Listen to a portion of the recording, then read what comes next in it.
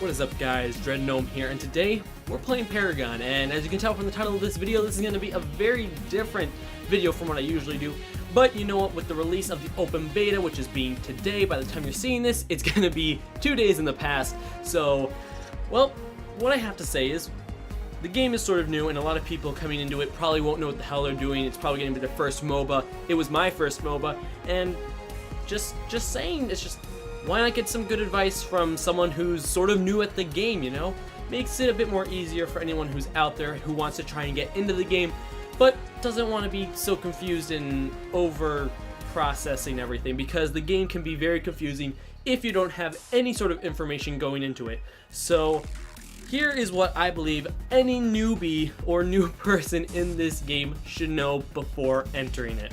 So thank you for watching, and let's get on with it.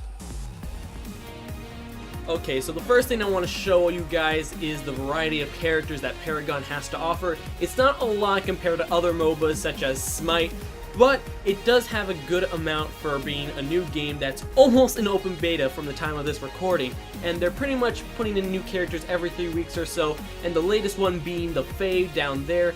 And so what I want to talk to you guys about is the categories and affinities that come with these characters.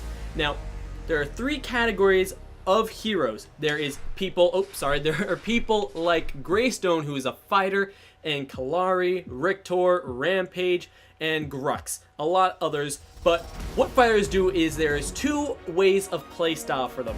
Fighters can either be one way on the spectrum, let's say, as full tanks. They have a lot of defense and they have a lot of health, and the plan for them is just to stay in the game for as long as possible, whether it be a meat shield for your teammates or just soak up enough damage to distract other enemies. It's a very supportive role to play, but you don't have to do that if you don't want. Another way to play on the other side of the spectrum is to go full fighter, which means low defense, but your attack is absolutely through the roof compared to other fighters, or basically any other hero. So 2 playstyles for very different people, so I like that about this game.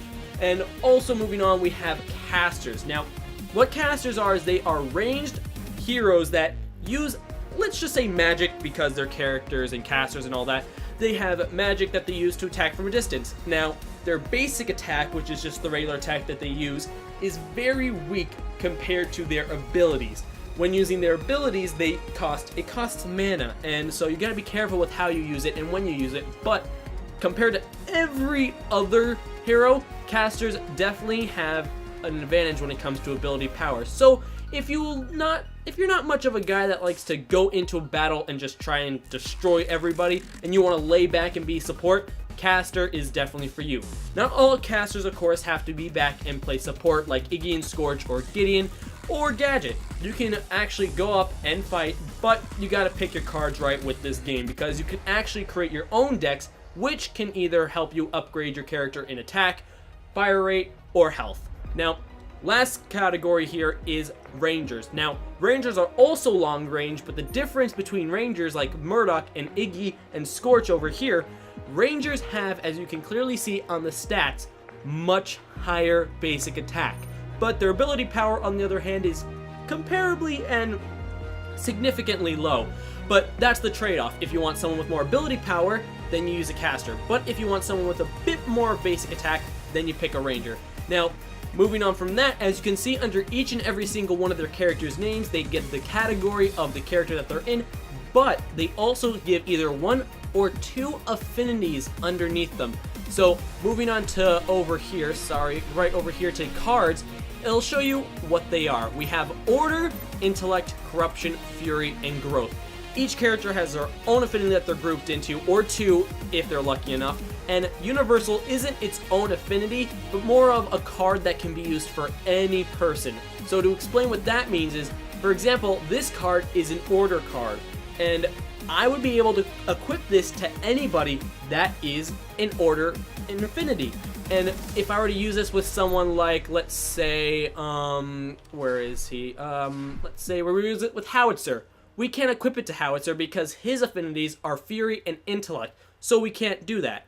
Now, moving on from the cards, my god, I keep doing that. Moving on from the cards, what you can do is you can make your own decks for certain characters. Now, of course, you don't have to do this. There are actual starter decks that you get at the beginning of games that you can use. I usually like to do this first just to get a feel for the character, see how their playstyle is, and see what best fits me and them all together. Now, moving on from that, we're going to go on to something a bit more different. We're going to be going on to the actual game itself.